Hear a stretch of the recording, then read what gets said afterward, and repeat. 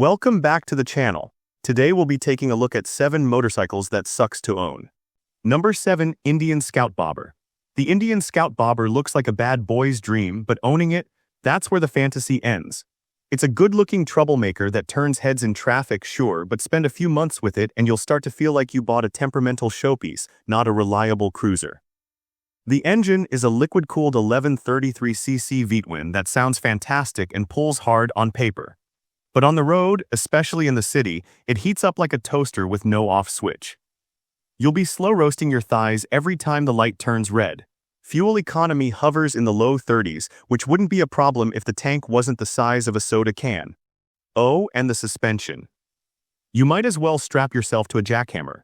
Every bump on the road feels like it's sending a memo to your spine.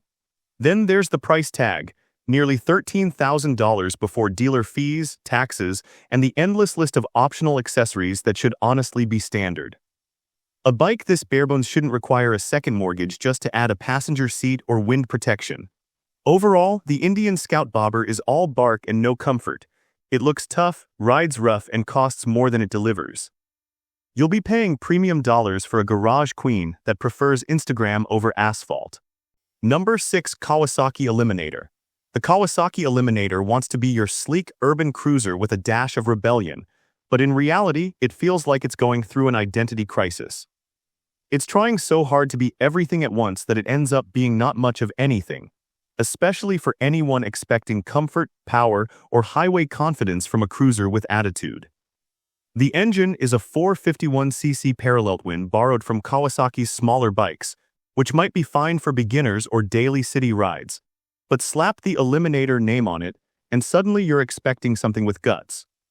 What you get instead is a machine that sounds like it's trying to clear its throat every time you twist the throttle.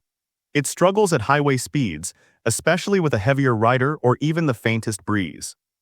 There's no real low-end grunt, which kind of defeats the purpose of cruising. At a price of around $6,900, you're in the awkward middle zone, not quite cheap enough for an impulse buy, not quite powerful or well-equipped enough to justify skipping a few better options. ABS is still not standard in some trims, which feels ancient at this point. Also, the seat starts feeling like concrete after 20 minutes, and you'll quickly start looking for an excuse to get off rather than keep riding. Overall, the Kawasaki Eliminator is a cruiser in name only. It's like putting a leather jacket on a scooter and calling it a Rebel. Unless you're buying it purely for beginner aesthetics, there are better ways to spend $7,000 than on this confused compromise. Number 5. BMW R18. The BMW R18 wants to be a Teutonic response to American muscle, but owning one is like buying a luxury yacht to cross a puddle. It's massive, flashy, and built like it came out of a Berlin bunker, but living with it, that's where the romance ends and the chiropractor bills begin. The engine is a 1802cc boxer twin, yes, boxer, which means it sticks out like 2 sideways suitcases. Sure, it's got torque for days, but maneuvering this beast around town feels like dancing with a vending machine. It vibrates, lurches, and has so much weight down low that low-speed handling becomes a sweaty workout. Add in a dry weight north of 800 pounds, and suddenly every U-turn becomes a potential YouTube fail. And don't get me started on the rear suspension, it's like they forgot to finish it. One pothole and you'll wonder if the rear wheel is still attached. Then there's the price, upwards of $17,000 before you even add the obligatory chrome this and billet that. It's marketed as a blank canvas for customization, but that blank canvas costs more than a fully equipped bike from someone else. Overall, the BMW R18 is a gorgeous paperweight with an identity problem. It's too heavy for city riding, too awkward for long tour, and too expensive to crash without crying. You're basically buying a statement piece that occasionally moves under its own power. Number 4. Suzuki Boulevard. The Suzuki Boulevard M109R is the kind of bike that makes your neighbors peek through the blinds and say, "Now that's a motorcycle." But once you own it, reality hits like its torque curve, sudden, unfiltered, and not exactly pleasant if you're not ready for it. The engine is a 1783cc V-twin monster that sounds like a thunderstorm and accelerates like it's trying to escape gravity. On paper, it's a power cruiser. In practice, it's more like strapping yourself to a cannonball with handlebars. It's ridiculously fast, but smoothness isn't part of the experience. Throttle response is abrupt, clutch pull is heavy and slow-speed riding. More like slow-speed wrestling.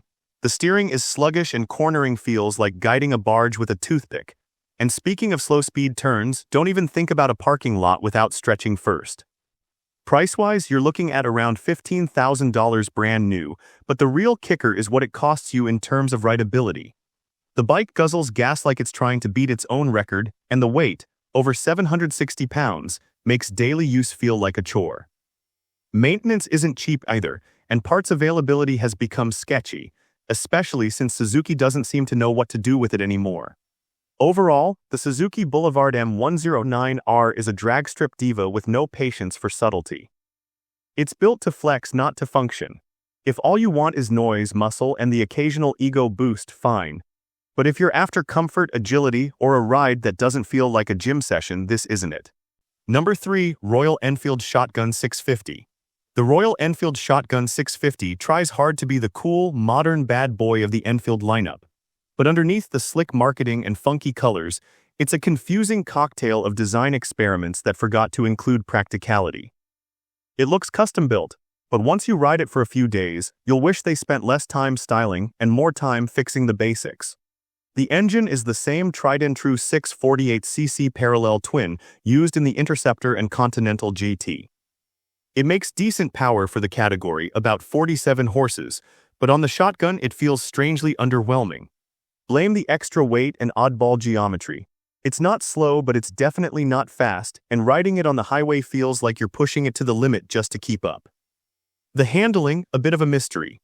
With that shortened rear, low seat, and chubby tires, it feels like it wants to be a bobber, a scrambler, and a cruiser all at once, and doesn't excel at any of them.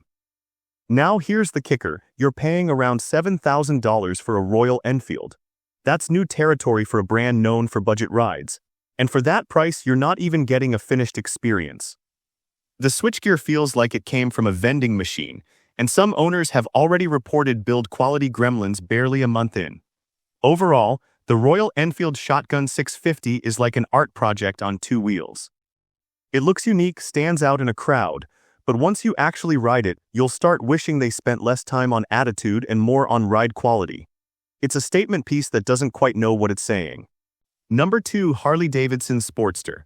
The Harley-Davidson Sportster S rolled in like the company's big mic drop, liquid cooling, high performance, bold styling, but owning one. That's where the curtain falls and the awkward silence begins. It's Harley's attempt to woo a new generation, but somehow it left behind everything that made the old Sportster practical. The engine is the Revolution Max 1252cc V-twin, and yes, it's a beast. 121 horsepower is no joke. It launches like a rocket and feels like Harley's midlife crisis finally found a gym. But the power delivery is jumpy, throttle control is twitchy, and the whole ride feels more like you're being yanked forward than pulled along. Add to that the fact that the bike doesn't want to go slow, and suddenly stop-and-go traffic becomes a real-life video game, with you as the joystick. At just under $16,000, the Sportster S demands premium bike money for a cruiser that feels confused. It has no rear suspension travel to speak of, bumps will assault you like unpaid debts, and the forward controls plus tall bars create a riding position best described as chiropractic roulette. Storage. Forget it, passenger comfort, not even an option unless you shell out more cash for a kit. Want to tour on it? Better have a strong back, deep wallet, and zero expectations. Overall, the Harley-Davidson Sportster S is a wild child with an identity crisis. It looks like a rebel, rides like a race bike trying to cosplay as a cruiser, and costs enough to make you wonder if you're paying for the name or the punishment. Number 1. Indian Chief. The Indian Chief sounds legendary, and sure, it looks like it was carved out of Americana with a chrome-plated axe, but owning one, that's when nostalgia slams headfirst into everyday inconvenience. It's big, bold, and burly, but it's also stuck in a kind of mechanical Groundhog Day, where modern performance took a backseat to old-school swagger. The engine is the Thunderstroke 111 or 116, depending on the trim, both of which pump out generous torque, more than enough to yank tree stumps or outrun a mild thunderstorm. But torque isn't everything when the bike feels like it's built more for posing than riding.